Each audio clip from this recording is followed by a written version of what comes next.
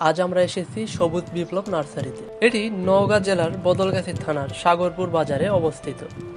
আমরা দেখতে পাচ্ছি প্রায় সব গাছেই লিচু দেখা যাচ্ছে। এখানে আমরা দেখতে পাচ্ছি প্রচুর পরিমাণে আম গাছের চারা রয়েছে, প্রচুর পরিমাণে সুপারি গাছ লাগানো রয়েছে। এখানে থাই লটকনের চারাগুলো ভালোভাবে সাজানো হয়েছে। আর এগুলো দেখতে পাচ্ছি আমরা ভিয়েতনামি নারিকেল গাছ। গাছটিতে আমরা দেখতে পাচ্ছি থোকায় থোকায় গোলাপজাম ধরেছে। এখানে দেখতে পাচ্ছি আমরা একটি মাল্টি গ্রাফটেড আমের গাছ। এপাশে আমরা একটি আমের গাছ দেখতে পাচ্ছি, ব্যানানা ম্যাঙ্গো আমের গাছ। দেখুন এখানে ছোট ছোট কমলাগুলো দেখা যাচ্ছে। আর এখানে আমরা দেখতে পাচ্ছি সবার আগ্রহের সেই আমটি মিয়াজাকি আম। এখানে হাজার হাজার আমের গাছ রয়েছে।